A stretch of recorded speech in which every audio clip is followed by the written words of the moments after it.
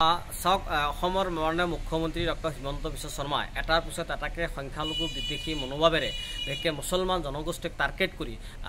निषेध কৰিব বিচাৰিছে प्रतिটো क्षेत्ৰৰ পৰাই বিশেষকৈ তেওঁ শেহতীয়াভাৱে যি মন্তব্য কৰিছিল খতম কৰি দিয়া হ'ব মানে দিলৱাৰ হুছেইনৰ দৰে মাহবুবুল হকৰ নিচিনা মানুহসকলক আল্টিমেটলি তেখেতে মুছলমান সম্প্ৰদায়ক যে নিষেধ কৰিব বিচাৰিছে এই কথাটো তেখেতে বুজাব বিচাৰিছে। আমি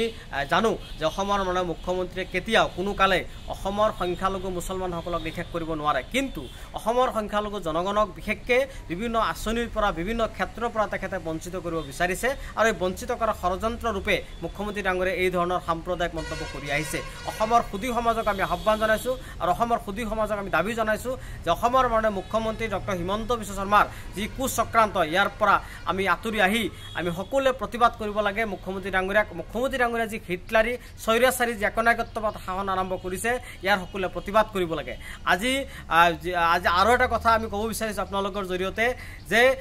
পাৰ্লিয়ামেণ্টত আজি সংসদত যি ওয়াকাফ বিলৰ যি সংশোধনী বিল আনিব বিচাৰিছে তাক আমি প্ৰতিবাদ কৰিছোঁ, নিন্দা কৰিছোঁ। চৰকাৰে ষড়যন্ত্ৰক চৰকাৰে আচলতে সাম্প্ৰদায়িক মনোভাৱৰ ৰাজনীতিৰ জৰিয়তে সংখ্যালঘু মুছলমানসকলৰ যি সম্পত্তি আছে ওয়াকাফ সম্পত্তি এই ওয়াকাফ সম্পত্তি চৰকাৰে আৰু বিজেপি দল আৰু চৰকাৰে হস্তগত কৰিব বিচাৰিছে। তাৰ কাৰণে বিজেপি চৰকাৰে ভাৰতবৰ্ষৰ প্ৰতিটো দল সংগঠন বিশেষকৈ মুছলমান দল সংগঠন যি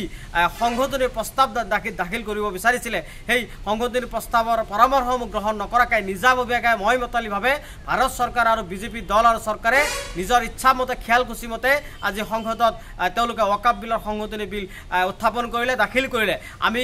ইয়াৰ প্ৰতিবাদ কৰিছোঁ আৰু চৰকাৰক আহ্বান জনাইছোঁ যে আপোনালোকে যি সবকা সাথ সবকা বিকাশৰ যি কথা কয় এয়া সম্পূৰ্ণ মিছা কথা, এয়া সম্পূৰ্ণ